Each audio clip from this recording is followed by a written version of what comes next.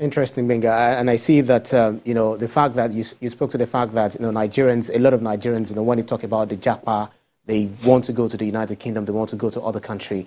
But then, I'm not sure whether you remember of a Nigerian who was interviewed on the BBC, exposing, as Nigerians allege, that exposing Nigerians who are traveling abroad under the guise of student visa, but the intention is to, japa, so to speak.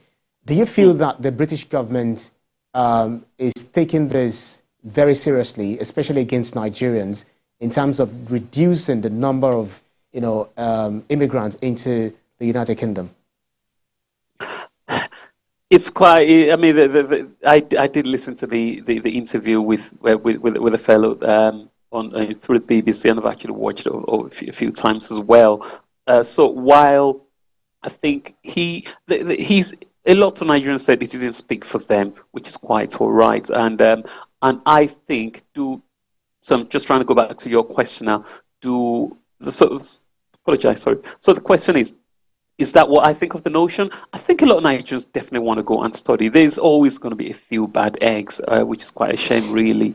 A lot of Nigerians do want to study, but what I think the same way I came in here 25 years ago, I was a student, as a secondary school student of the university, and etc. I paid my dues.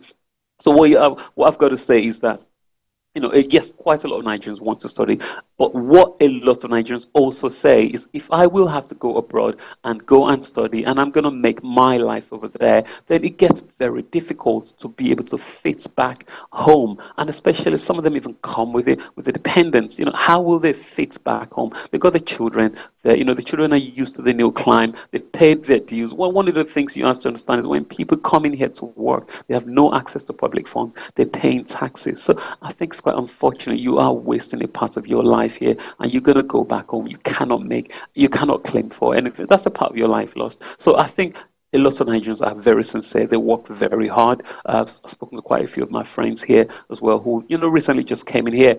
And one thing I've always told them, and which is quite a common phrase, is that you've got to pay your dues. You've got to pay your dues. So when they come in here, they've got to pay their dues. A lot of them want to come in here to do the right thing, to study. And of course, they want to make it their home because they've built relationship. The children's actually been forming new backgrounds. So I don't think they have ulterior motives.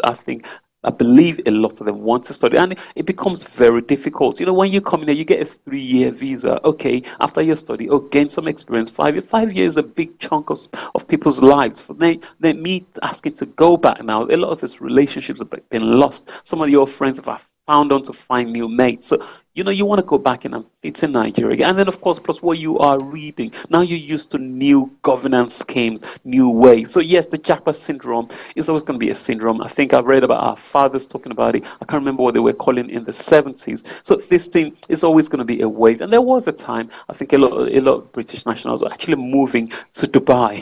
This wave happens all the time.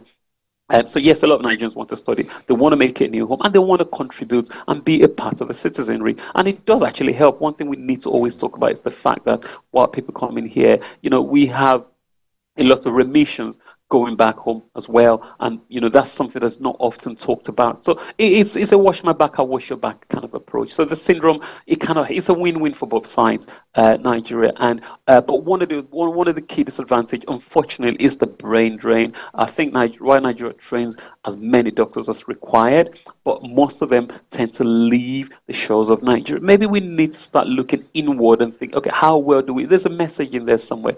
How do we start treating? It's not just doctors or lawyers, as recently as possible. Canada was even looking for carpenters.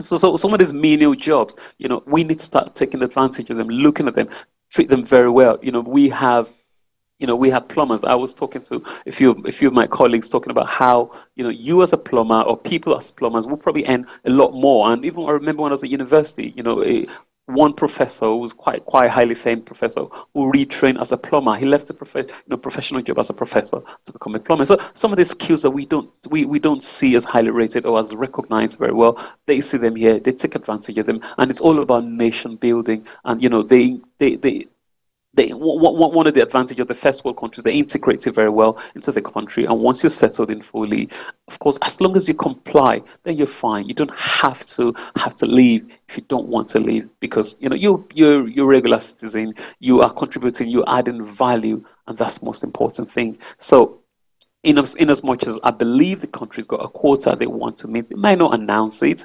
but at the same time, just be a legal abiding citizen. I think it will work very well for you.